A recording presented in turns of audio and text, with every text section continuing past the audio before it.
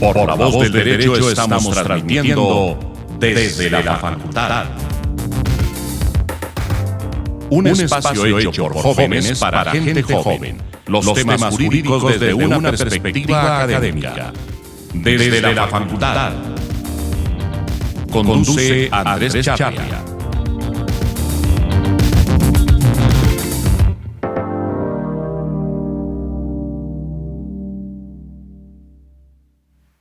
Buenas tardes, buenas noches, buenos días a la hora que nos escuchen. Este es un nuevo episodio de Desde la Facultad, un programa miembro de La Voz del Derecho del doctor José Gregorio Hernández. Hoy tenemos la fortuna de estar quien les habla, Emilio Archila, estudiante de 9º semestre de Ciencias Jurídicas de la Universidad Javeriana, Juan Manuel Pacheco, también del mismo semestre de la misma universidad, Andrea Bocanegra, nuestra acompañante de representación femenina el día de hoy, de 9º semestre de Los Andes, también de Derecho, Juan Manuel Jaramillo, estudiante de Derecho de 8º semestre de la Universidad de Los Andes, y Juan Pablo Carbonell, de 10º semestre de la Universidad de Los Andes. Y bueno, para darles un poquito de contexto, hoy vamos a hablar acerca del cambio climático en general, su regulación, aspectos que nos interesan, algunos acuerdos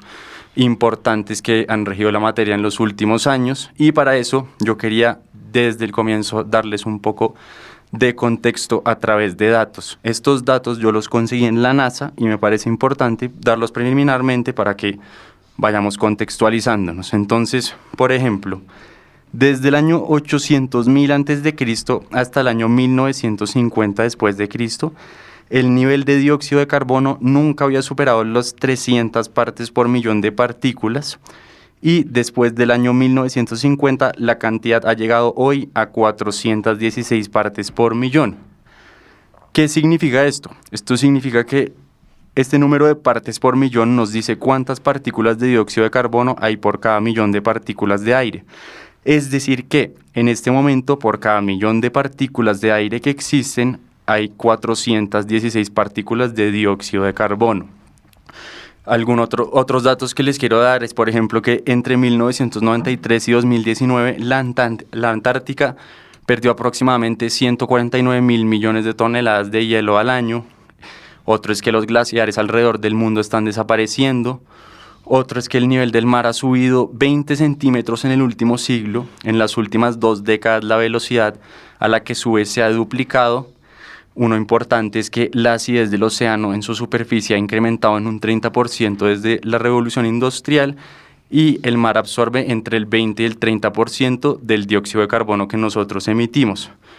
Pero bueno, alrededor de esto y lo que querían hablar pues mis compañeros acá principalmente era acerca de algunos acuerdos que existen al respecto, principalmente porque estas son las maneras en las que las naciones pues están tratando de abordar este problema principalmente. Entonces Juan Pablo, que fue quien propuso el tema para hoy, principalmente yo quiero que dé su opinión acerca de cuál acuerdo quiere hablar, qué le parece interesante acerca de este acuerdo, sus principales componentes o qué ha ocurrido acá en Colombia también, porque este es un show colombiano, un programa colombiano en últimas. Entonces Juan Pablo, por favor, comienza acorde al acuerdo. Listo, Emilio, gracias digamos por esa buena introducción, porque nos planteaste un panorama que es bastante difícil y que el calentamiento global es solo el comienzo de la problemática. Después se vienen muchos otros cambios ecosistémicos que terminan afectando la salud y el bienestar de toda la humanidad, y pues también, para no ser tan antropocéntrico, pues a todo el mundo en general. Y pues lo que nos llamó más la atención de este tema es poder hablar de cómo el derecho entra ahí, qué instrumentos jurídicos hay, además porque pues ustedes saben, aunque nosotros tengamos un marco jurídico bastante consolidado, podríamos considerar nuestra constitución como una constitución ecológica. La gran mayoría de instrumentos jurídicos que existen pues son internacionales que nos posibilitan los marcos, pero pues siempre está el problema de la vinculatoriedad, de qué tanto se pueden exigir y todo. Pues principalmente para combatir el cambio climático existen dos actualmente, los dos principales, que es un poco esta Convención Marco de las Naciones Unidas sobre el Cambio Climático, que es de 1992, y a partir de ahí se han hecho varias conferencias en las que se han creado varios acuerdos. El ejemplo más conocido ahorita y tal vez el más importante es el Acuerdo de París, porque el Acuerdo de París es el que sí es vinculante y fuerza a los países a reducir las emisiones a un grado pues específico.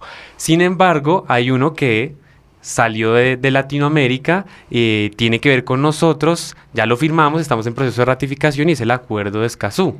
Y es innovador porque también plantea una cuestión pues, y unos elementos similares al Acuerdo de París, y que pues adicionalmente de esto pues tiene unos pilares que tienen que ver con derechos de acceso para garantizar el desarrollo sostenible y también el ambiente sano. Ok, un poquito para dar contexto acerca de este efecto invernadero, que es como nosotros le llamamos a los greenhouse gases en inglés. Es que este efecto se crea principalmente pues por compuestos como el dióxido de carbono o el metano también, en donde lo que ocurre es que entra la luz solar y el calor, si lo tengo bien entendido, y lo que ocurre es que no puede salir de la Tierra. Entonces por eso se llama efecto invernadero, porque este calor que existe dentro del mundo, que normalmente logra salir, no lo puede hacer por estos diferentes componentes en el aire. Pero bueno, Juan Manuel, compártenos un poco acerca de tu opinión del acuerdo o de estos temas en general. Pues bien, yo creo que el tema acá importante es el rol de Colombia como un país, o el rol que juega en este acuerdo, no solo como un país que no ha ratificado el acuerdo, pero como un país que tiene un interés particular en los temas del medio ambiente. Colombia es un país que, como todos sabemos, en temas materia de biodiversidad, pues lidera los índices en el mundo y tiene una riqueza, digamos que ambiental inmensa, y es precisamente esa razón por la cual este tipo de acuerdos internacionales son de especial interés y de especial importancia para un país como Colombia. Específicamente en el Acuerdo de Escazú hay un tema particular, que es el tema de la protección a los líderes ambientales, que se trata en el Acuerdo de Escazú, y es un tema que, como hemos visto en Colombia, ha sido muy difícil. Colombia lleva unos años en los que las muertes de líderes sociales y ambientales también han ido incrementando, y Colombia tiene digamos que un rol particular en este acuerdo. No es un país más que firma, es un país que tiene un rol específico, no solo por su biodiversidad, sino por su situación casi que política o coyuntural. Es protagonista, entonces. Exactamente, es un país protagonista. Entonces creo que pues con base en eso es importante entender, bueno, por qué no se ha ratificado el acuerdo, por qué Colombia, digamos que no ha ejercido el rol que tal vez merece ejercer, o le corresponde ejercer. Y entender un poco, bueno, cómo podemos hacer nosotros, o cómo puede hacer el derecho desde una perspectiva local, para que Colombia, digamos que se empodere a perseguir los objetivos medioambientales que el acuerdo establece y que Colombia necesita. Juan Manuel, tú tenías una opinión, yo creo, antes de comenzar, me habías contado algo de eso. Claro que sí. Y es que es importante resaltar en primera medida que, además de la Convención Marco para el Cambio Climático y además del Acuerdo de París, el derecho internacional ambiental tiene bastantes herramientas. Entre esas también está la costumbre internacional. Y es que ahí vale la pena también resaltar los avances que se han hecho desde la Declaración de Río de 1992, donde se establecieron ciertos principios y que actualmente se discute si son costumbre internacional, es decir, si son vinculantes para los estados. Bajo esas circunstancias es que también surge el Acuerdo de Escazú, tratando de codificar cierta costumbre internacional, principalmente en los temas de acceso a la información y también de defensa de los líderes ambientales. Respecto al Acuerdo de Escazú, también es relevante anotar que actualmente Colombia no lo ha ratificado, y eso ha generado bastantes críticas a lo largo pues de la opinión pública. Incluso hace unos días un grupo de jóvenes estuvo con Duque y precisamente estaban pidiendo la ratificación del Acuerdo de Escazú, a lo que Duque contestó que está dispuesto a darle un mensaje de urgencia al acuerdo, y otros políticos, como por ejemplo Rafael Nieto, puso en sus redes sociales que no está de acuerdo porque eso podía dificultar los desarrollos productivos en Colombia. Entonces es relevante tener en cuenta esas distintas posiciones. Actualmente es fundamental, desde mi perspectiva, que se ratifique el Acuerdo de Escazú, teniendo en cuenta que somos uno de los países donde además somos de los más biodiversos, como bien lo anotaba Juan Pablo y también lo retomaba Emilio. somos también de los países donde más líderes ambientales mueren.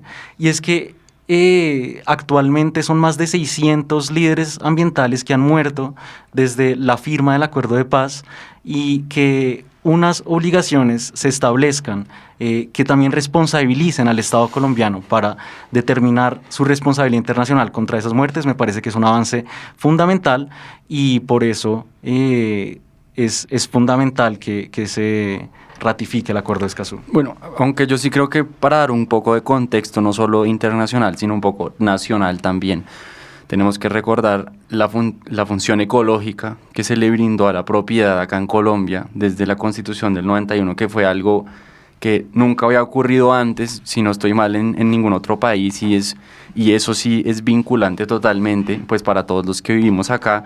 Yo quisiera leer el artículo 58 de la Constitución, en donde se establece que se garantizan la propiedad privada y los demás derechos adquiridos con arreglo a las leyes civiles, los cuales no pueden ser desconocidos ni vulnerados por leyes posteriores. Cuando de la aplicación de una ley expedida por motivos de utilidad pública o interés resultaren en conflicto los derechos de los particulares con la necesidad por ella reconocida, el interés privado deberá ceder al interés público o social. Pero lo importante es, la propiedad es una función social que implica obligaciones. Como tal, le es inherente una función ecológica. Y acerca de esa función ecológica, la sentencia C-126 del 98 establece que tiene notables consecuencias, ya que el propietario individual no solo debe respetar los derechos de los miembros de la sociedad de la cual hace parte, función social de la propiedad, sino que incluso sus facultades se ven limitadas por los derechos de quienes aún no han nacido, esto es, de las generaciones futuras, conforme a la función ecológica de la propiedad y a la idea del desarrollo sostenible. Por ello, el ordenamiento puede imponer incluso mayores restricciones a la apropiación de los recursos naturales o a las facultades de los propietarios de los mismos, con lo cual la noción misma de propiedad privada sufre importantes cambios. Y esto no se especifica realmente a quién le aplica esta función ecológica, pero Carrascal Herrera, en su escrito La función ecológica de la propiedad, establece a manera de ejemplo que la función ecológica de la propiedad le aplica a propietarios de bienes públicos y privados, corporales o incorporales, muebles, inmuebles, etc. Grupos étnicos propietarios de tierras comunales, como el caso de los resguardos indígenas y la propiedad colectiva de las comunidades negras o afroamericanas. Prestadores de servicios públicos, por ejemplo, en el caso de los servicios públicos domiciliarios, de conformidad con lo establecido en la Ley 142 del 94 y demás normas vigentes. Propietarios de proyectos, obras o actividades que según la normatividad vigente requieran licencias y permisos ambientales para poder operar. Entonces, pues vemos que sí hay un marco, así sea nacional, para obrar en contra de este cambio ambiental. Pero bueno, Andrea, yo quiero que tú nos des un poco tu opinión y nos hables acerca también del tema, qué piensas acerca pues, de este cambio ambiental y cómo nosotros los jóvenes desde la facultad tenemos que afrontarlo, sobre todo siendo pues, estudiantes de universidades que van a terminar estableciendo regulaciones al respecto o que podemos incidir en la opinión pública a final de cuentas. Hola a todos, me gusta mucho que toques el tema del marco regulatorio que hay alrededor, en Colombia sobre todo. Existen varias normas, la Ley 99 del 93, la Constitución Política incluso, pero aún así tenía las ganas de contarles que el Acuerdo de Escazú, y por qué, como relacionándolo ahí un poquito, para después seguir con lo que planteas, es que el Acuerdo de Escazú fija unos pisos mínimos en derechos de acceso, en participación y en acceso a la justicia. Entonces, prácticamente lo que dice es como, oiga, usted país, usted Estado de Latinoamérica, tiene toda esta normatividad, ok, pero hagamos algo que nos una a todos estos países latinoamericanos en pisos mínimos, es decir, en estándares. Entonces, literalmente, el Acuerdo de Escazú lo que hace es, en vez de tener artículos, que sí los tiene, pero lo que hace es llamarlos estándares. Y es decir, estándar número 1, que todos tengan acceso a la participación o acceso a una plataforma que le garantice este tipo de información, etcétera, etcétera. Y por eso me gusta mucho que toques ese tema de la normatividad y el marco que hay en Colombia, porque el Acuerdo de Escazú hace como una unión y más o menos lo regulariza, como que lo une, lo alinea todo para que tenga sentido. Entonces sí, me parece súper importante. Y además también quería hablar con lo que dijiste de nuestra posición como jóvenes y como abogados y cuál es nuestro rol no solo en el cambio climático y no solo con el medio ambiente, sino con lo que eso tiene, con sus efectos, es decir, con lo que decía Juanpa antes, con los efectos que tiene y afecta a la salud, afecta a la biodiversidad, afecta al planeta, afecta al ser humano, afecta a todo, afecta a la economía, afecta literalmente todo. Entonces, sí, o sea, en la salud tienes toda la razón. O sea, por ejemplo, yo he revisado un estudio que hizo la doctora Joanna Swan, que no sé si lo conocen, en donde se establece que en los últimos 40 años la fertilidad del hombre, por ejemplo, ha bajado en la mitad por culpa de la utilización de los phthalates, no sé cómo es su nombre en español específicamente, pero es un compuesto que existe dentro de la mayoría de plásticos de uso singular, el cual afecta gravemente pues nuestro sistema en general, y pues esto es algo que nosotros como abogados sabemos que si se quisiera prohibir en un momento específico se podría hacer, y la única razón por la que no se está haciendo es porque es fácil de producir pues artículos con estos materiales y pues eso lo genera en algo práctico, pero si nosotros vemos hace ciertos años no había tantos plásticos, o por ejemplo las botellas no eran siempre de plásticos y se podría utilizar más el vidrio y pues otros temas. Pero Juan Pablo, yo creo que tú quieres decirnos algunas otras cosas acerca del acuerdo y en general sus consecuencias. Bueno, me gustaría retomar lo que estaba diciendo Andrea sobre los pisos mínimos, porque nos demuestra, y acá nos podemos remontar a un concepto básico del derecho, que es esta cuestión de la eficacia. Cuando nosotros hacemos normas estamos esperando que cumplan objetivos, y pues se realiza precisamente el acuerdo de Escazú con esos pisos, pero no solo con esos pisos, sino con estrategias concretas sobre el acceso a la información, sobre la participación y sobre la justicia ambiental, porque se ha demostrado que los ordenamientos jurídicos de Latinoamérica no cumplen con esos pisos.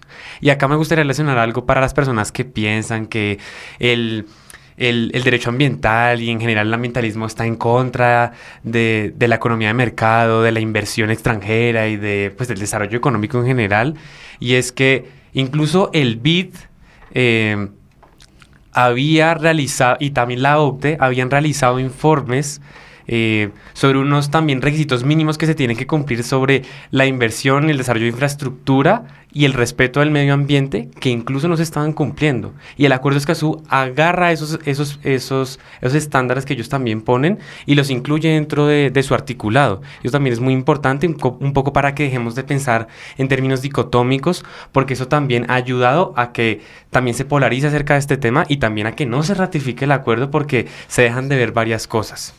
Claro, eso que ustedes dicen sobre esos pisos mínimos me parece muy interesante, porque si lo vemos desde la Constitución también, o sea, aplicaba a tantas cosas, aplicaba a toda la propiedad, que termina pues no aplicando en realidad, porque uno pues cómo va a ejercer una función ecológica, no sé, por ejemplo, pues con cualquier cosa común que compre en el día a día, de pronto sería a través de eso, de ser consciente en cómo se utiliza y pues no tratar de contaminar lo menos posible, pero sí veo cómo establecer unos mínimos puede que nos lleve a que sea más concreto pues lo que estamos decidiendo en últimas como pueblo. Pero Juan Manuel, yo creo que tú quisieras decir algo al respecto de eso. Sí, yo creo que el tema, y me he dado cuenta de eso más recientemente, es un tema de lo que mencionaba Juan Pablo, de implementación y de cómo hacer que las cosas que se dicen se hagan. Porque si uno se pone a analizar digamos que el grueso normativo colombiano, desde la Constitución para abajo, pues hay muchas leyes digamos que muy ambiciosas y muy claras en materia de protección del medio ambiente. Como decía Juan Pablo, la misma Constitución es una Constitución ambientalista. Pero el tema recae en, bueno, cómo se implementa, y un poco en lo que decías tú, de que si es tan general y es tan amplio todo, pues puede dificultar un poco, digamos que la práctica de la implementación. Y este es un poco el problema de los acuerdos internacionales, que digamos que es muy difícil forzar a los estados a que los cumplan. No hay es el clásico problema del derecho internacional, que no hay herramientas, digamos que para obligar a los estados a que cumplan los acuerdos. Y si en materia nacional, con las mismas leyes, difícilmente se cumple, pues va a ser aún más difícil que en materia internacional cumplamos las leyes. Entonces, creo que es un tema de no tanto los acuerdos, no tanto lo que dicen, sino bueno, cómo podemos hacer, cuáles son las herramientas que tenemos como abogados para en la práctica, en la realidad, que eso todo que existe, digamos, que en materia normativa se aplique. Y creo que ahí es el problema clásico, digamos, que en Colombia, y en especial en esta materia, porque las leyes yo creo que están. Toca es que se ejerzan, y eso me parece que es el problema. Pero entonces, ¿cuál sería el problema? En tu opinión, Pachi, ¿cuál es el problema? ¿Será más de concientización? O sea, ¿tenemos que nosotros, los jóvenes abogados, ir y hacer que se cumplan esas leyes, o tenemos que hacer una reforma de alguna manera para que hayan unas nuevas leyes que sí se cumplan y ser más estrictas? O porque yo creo que otro problema es que las personas ambientalistas normalmente no tienen un fácil acceso a pues cómo funciona el ordenamiento, cómo cambiar realmente las cosas. ¿Tú qué opinas al respecto?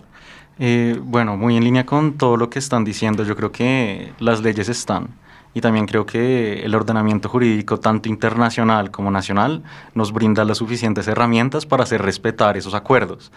Incluso el acuerdo de Escazú pues le establecería ciertas obligaciones al Estado colombiano que eventualmente podrían ser llevadas ante un tribunal internacional, y por eso es tan relevante el tema de los líderes ambientales que han muerto últimamente, porque ahí también cabe la pregunta de si el Estado colombiano es responsable por esas muertes.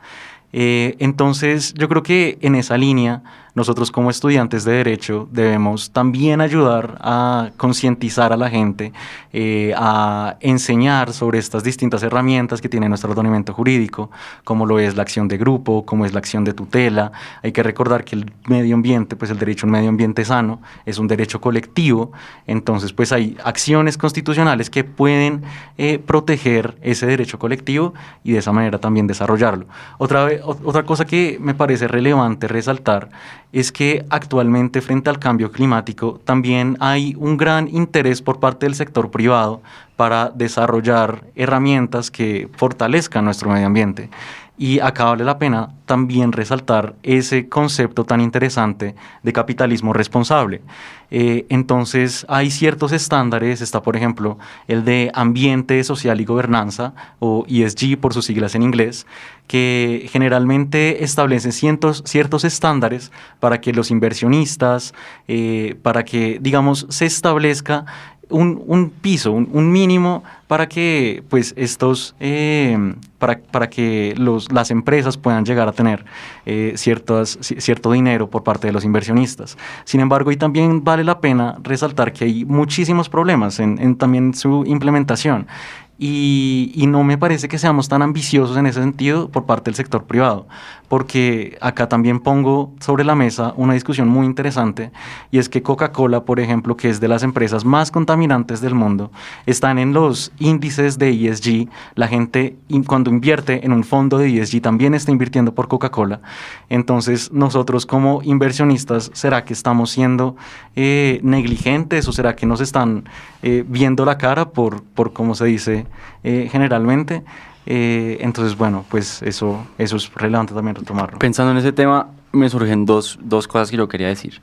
La primera es que a mí me parece ridículo que la responsabilidad se esté pasando de las grandes industrias y de los estados al individuo común.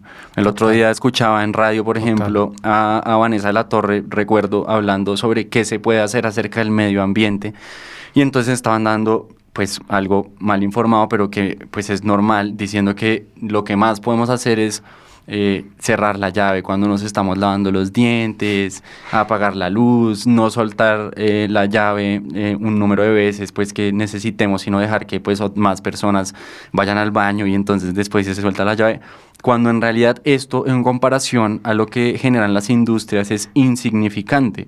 No sé si ustedes han visto, por ejemplo, todo el revuelo que ha causado pues el tema de que sea más conocido cuánto genera pues la industria de la carne, por ejemplo, y de todo lo que tiene que ver con eso, con respecto a la contaminación, que en Colombia yo creo que sí se ha tratado bien, porque acá se han tratado de implementar sistemas de pastoreo, sobre todo que benefician muchísimo pues al ambiente, que pues no entiendo completamente, pero entiendo que sí han beneficiado de cierta manera. Pero quería hablarles de otro punto que es fundamental para mí, y es el hecho de que Los pertenecientes al grupo, y quiero saber qué opinan todos, pueden comentar libremente, los pertenecientes al grupo del 10% de los más ricos son responsables por la mitad de las emisiones de gases con efectos invernaderos. Esto para el año 2015, acorde a un reporte hecho por la OFAM y el Instituto Ambiental de Estocolmo. Los pertenecientes al grupo del 1% de los más ricos del mundo fueron responsables en ese mismo año por el 15% de las emisiones, más del doble que el 50% de la población más pobre, quienes fueron responsables ese año por el 7% de las emisiones globales. Entonces yo quisiera que ustedes comentaran un poco y me dijeran, porque yo hablaba de esto con un amigo, con mi mejor amigo, y él me decía, pero es que lo que ocurre es que estas son personas que necesitan de esos viajes, o sea, para manejar sus industrias y demás, necesitan estar en varias partes del mundo, pero entonces, ¿qué se podría hacer? ¿Ustedes qué opinan al respecto? ¿Sí debería haber una, por decirlo, regulación a la cantidad de viajes que uno ejerce al año? ¿O qué opinan simplemente al respecto? Me encanta la pregunta. Es algo que realmente me he preguntado mucho tiempo, como, oigan, uno como no solo estudiante, sino desde la posición que tenemos en la sociedad, cómo podemos ayudar a reducir el cambio climático, ayudar al medio ambiente, y todo sin tener la necesidad de cohibirse de diferentes cosas. Un viaje, por ejemplo. Para mí viajar es un placer, o sea, es algo que yo te diría como difícil decisión entre coger un avión y proteger al medio ambiente. Es duro porque son cosas que uno no está acostumbrado. Sin embargo, creo que en cada una de las acciones que tenemos sí hay un cambio pequeño. Y aunque sea pequeño, entre más personas lo hagan, pues sí hay un cambio grande. Y ahí toco otra vez el tema de las empresas. Claro, las empresas tienen un rol mucho más grande y tienen un peso más grande en el impacto que tienen sobre el medio ambiente. El manejo de aguas, el manejo de recursos, deforestación, permisos que tienen, licencias, etcétera. Sin embargo, como individuos y ya como personas, digámoslo así, aisladas, creo que no es necesario el cohibirse de hacer cosas, sino hacerlo de una manera que sea sostenible. Entonces, por ejemplo, hay muchas cosas que he visto en comportamientos que yo antes tenía. Por ejemplo, antes utilizaba todo de plástico y ahora busco cosas que sean de vidrio, busco cosas que sean más sostenibles. Ahora ya sé manejar, además ya sé reciclar, ya sé manejar el aceite que viene como, digamos, en el atún o en diferentes tarritos, cómo disponerlo para no contaminar las aguas. Son pequeñas cosas que uno sí puede hacer. Ahora, tú hablabas del tema de cómo el 1% o el 10% de la población era responsable por más del 50% de la contaminación. Y eso solo me abre los ojos aún más, a decir... Teniendo en cuenta que más del 90% de la población no vuela. Sí, es que es increíble. Pero los vuelos, aunque tienen efectos muy grandes sobre las emisiones y sobre el cambio climático, no son los únicos. Es decir, ahí también entran cosas de alimentación, electricidad, energía. Nada más cambiar un carro por un carro eléctrico tiene un efecto gigante. Todo tiene un efecto, ¿no? Todo tiene un impacto. Incluso ahí lo que tú decías, como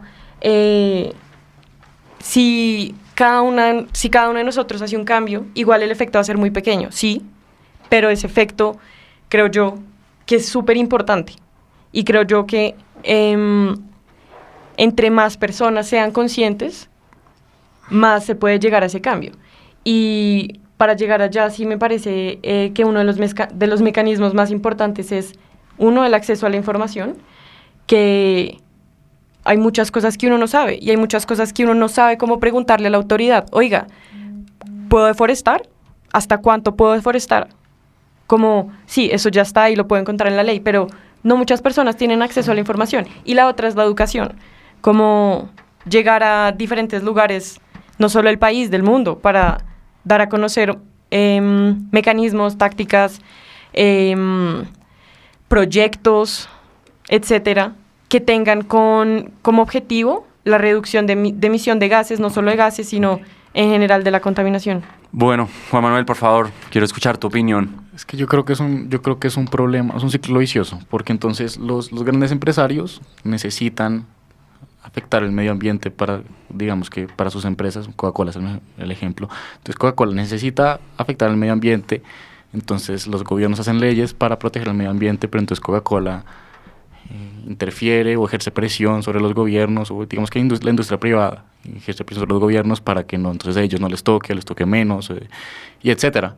Entonces creo que el tema es mucho más general y mucho más amplio. Bueno, ¿cómo hacemos para que las industrias grandes no necesiten dañar el medio ambiente para ser exitosas?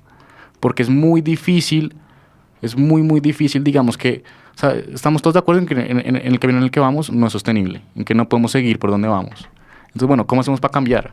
Y la solución no creo que sea bueno, entonces vamos a sancionar a más gente, o porque el sistema en el que vivimos, el sistema capitalista en el que la mayoría del mundo existe, requiere de industria, requiere de que la gente, digamos, que consiga cómo generar ingresos, unos muchos, otros pocos. Pero entonces si logramos que ese 1% pueda ser exitoso, pueda digamos que continuar viviendo la vida que vive, continuando generando los ingresos que generan, el empleo que generan, que también digamos que merece ser tenido en cuenta, sin afectar tanto el medio ambiente, pues ganamos todos. Y ahí es donde yo soy un poco más optimista, tal vez en el rol que las tecnologías puedan estar jugando, en el rol que las nuevas tecnologías puedan tener en precisamente eso, en hacer que las grandes empresas no requieran de afectar el medio ambiente tanto como lo afectan actualmente para ser exitosas, porque creo que este es un tema que se escapa un poco, va más allá de normativa ambiental y va más allá, es un tema de como sociedad qué queremos hacer y cómo hacemos para vivir en una sociedad que protege sus cosas y también pues digamos que es exitosa. De acuerdo, tocas dos puntos muy importantes y muy claros. Por ejemplo, yo pensando en cómo a través de Zoom o de Teams o de estas aplicaciones uno puede reducir la cantidad de reuniones que tiene que hacer presenciales en otros países, y así se justifica mucho menos el volar o hacer vuelos transatlánticos a cada nada para pues estar revisando cómo está yéndole a la empresa. Y otro tema es el tema de que sí es un cambio cultural totalmente, porque claro, hoy en día uno ve a las personas que viajan en jets privados, que según Nadia Whittom producen 10 veces las emisiones que produce un vuelo en un vuelo comercial. Y entonces, por ejemplo, en esta reunión en Glasgow que están en este momento, donde utilizaron 400 jets privados para llegar, pues se emitió la cantidad de emisiones que emitirían 1.600 personas escoceses. Ella es escocesa, entonces por eso lo compara con esto. Pero sí, Juan Pablo, siguiendo la misma línea, ¿tú qué opinas al respecto? Ok, ya como para dar estas reflexiones finales, yo siento que lo han abordado muy bien André y Juanma desde la perspectiva también desde nosotros consumidor, que ya dijimos que no somos los necesariamente más obligados porque no somos los necesariamente más responsables en el tema. Pero ahora sí, desde una perspectiva macro, y también Juanma acá lo estaba intuyendo, y es de, nosotros tenemos que ser más juiciosos con los temas de regulación y arriesgarnos, sino que tenemos que también ser valientes.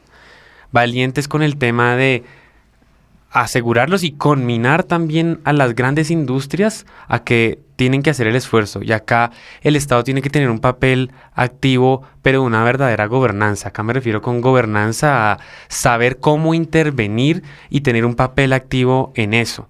Más porque es complicado, uno a veces se siente como una encrucijada, no sé si les pasa, pero no me quiero poner tan filosófico con esto, donde uno dice, es que estamos en una estructura capitalista en la que no se puede escapar, así yo me quiera ir en contra, es muy difícil, y en eso es como partes pericapitalistas, como que no me dan para yo alcanzar, digamos, los proyectos de vida, cosas que yo quiera hacer también acá. Entonces la idea es, pues, repensarnos también el capitalismo, no como acumulación, sino también como un sistema eficiente que asigna recursos, la economía de mercado, pero que también se puede complementar con otras cosas y que no tiene que acabarlo con todo.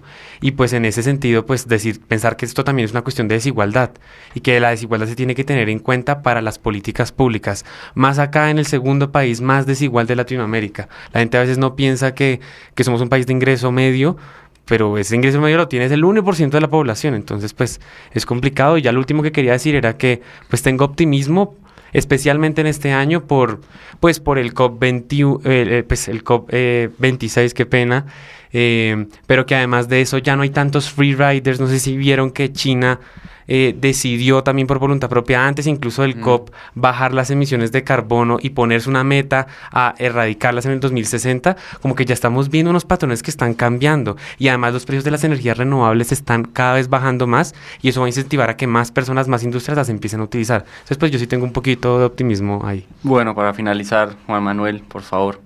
Claro que sí, Emi.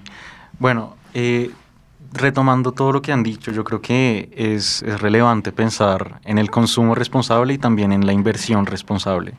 Y eso es algo que viene de nosotros, pero también de las organizaciones internacionales, también de los estándares de sostenibilidad, también de esa parte tan importante que tocaba Andrea, y es el conocimiento, que se comparte el conocimiento. Y yo creo que del lado del consumo responsable se puede hacer bastantes cosas. Yo la verdad no soy vegetariano, pero sí conozco mucha gente que lo es, y la verdad lo respeto mucho, pero hay que reconocer que la industria cárnica es sumamente contaminante, también la industria textil es sumamente contaminante, y digamos que hay bastantes formas de ser responsable en el consumo.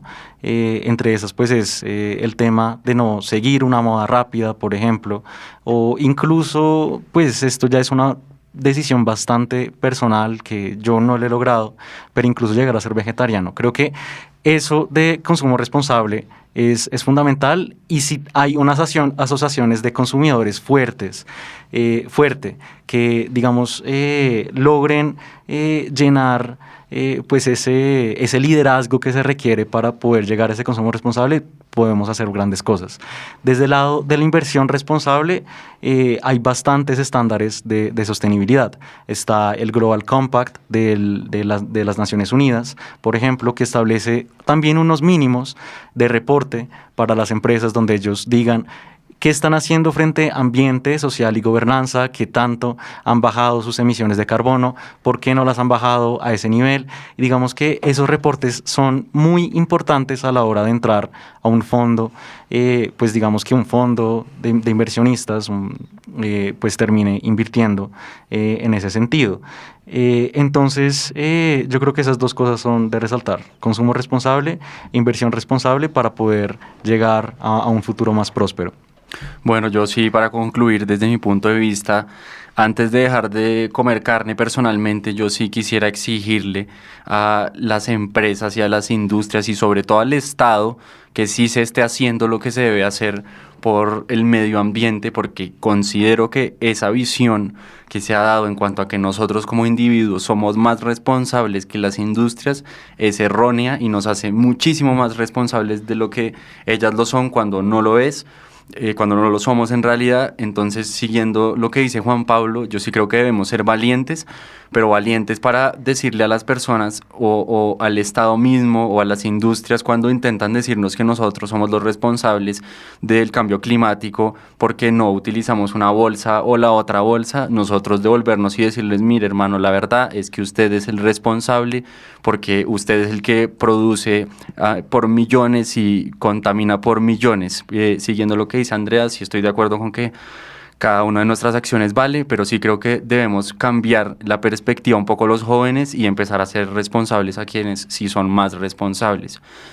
Nuevamente, muchas gracias a nuestros oyentes por escucharnos. Están muy invitados, como siempre, a participar en estos episodios. Si quieren venir acá a dar su opinión también, sobre todo si son casi abogados, cuasi abogados, o si simplemente están interesados, síganos en redes en @desde _la facultad _ también. Muchísimas gracias y que nos vuelvan a ver la próxima semana.